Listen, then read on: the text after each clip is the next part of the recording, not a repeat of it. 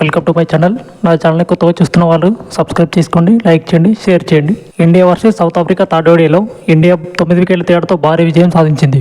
అలాగే సిరీస్ను కూడా సొంతం చేసుకుంది. మన ఓపెనర్స్ రోహిత్ శర్మ అండ్ యశస్వి జైస్వాల్ మంచి ఫామ్ అందుకున్నారు. అలాగే మంచి బ్యాటింగ్ కూడా చేశారు. రోహిత్ శర్మ 75 రన్స్ చేసి అవుట్ అవ్వగా అటు యశస్వి జైస్వాల్ కూడా మంచి బ్యాటింగ్ కనబర్చి 116 పరుగులతో ఓడిఐ క్రికెట్లో తన మొదటి సెంచరీ నమోదు చేసుకున్నాడు. నెక్స్ట్ బ్యాటింగ్కు వచ్చిన విరాట్ కోహ్లీ సౌత్ ఆఫ్రికా బౌలర్పై చాలా విరుచుకుపడ్డాడు. కేవలం 45 బంతుల్లోనే 65 రన్లు చేసి నాట్అవుట్గా నిలిచాడు. అటు విరాట్ కోహ్లీ బ్యాటింగ్ చూసి ఫ్యాన్స్ అందరూ ఆనందంతో గంతులేశారు. స్టేడియం మొత్తం ఒక దద్దరిల్లింది. టాస్ ఓడిన సౌత్ ఆఫ్రికా మొదటగా బ్యాటింగ్ దిగాల్సి వచ్చింది.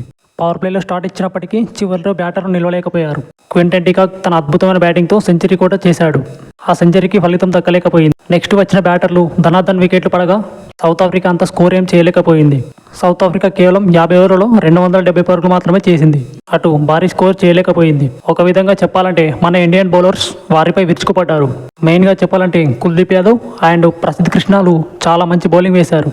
ప్రసిద్ధ్ కృష్ణకు అండ్ కుల్దీప్ యాదవ్కు చెరో 4 వికెట్లు తీశారు. మిడిల్ ఓవర్స్లో సౌత్ ఆఫ్రికా బ్యాటర్లు మొత్తం స్ట్రగుల్ చేశారు.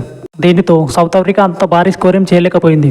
ప్రసిద్ధ్ కృష్ణ తన బౌన్సర్లతో అండ్ యార్కర్లతో సౌత్ ఆఫ్రికా బ్యాటర్లను భయపట్టించాడు. అటు 140 కిలోమీటర్ల వేగంతో మంచి యార్కర్లు వేశాడు. అలాగే వికెట్లు కూడా అందించాడు. కుల్దీప్ యాదవ్ స్పిన్తో సౌత్ ఆఫ్రికా బ్యాటర్లకు ఏం అర్థం కాలేదు. అటు హర్షదీప్ సింగ్ కూడా చాలా మంచి బౌలింగ్ వేశాడు. మన స్టార్ బ్యాటర్ రోహిత్ శర్మ 20,000 పరుగులు ఇంటర్నేషనల్లో పూర్తి చేసుకున్నాడు. నెక్స్ట్ విరాట్ కోహ్లీ 3 వన్డేల్లో 302 పరుగులు పూర్తి చేశాడు. దీనిలో 2 సెంచరీలు, ఒక హాఫ్ సెంచరీ ఉంది. అలాగే విరాట్ కోహ్లీ వన్డేల్లో 12వ ప్లేయర్ ఆఫ్ ది సిరీస్ అందుకున్నాడు.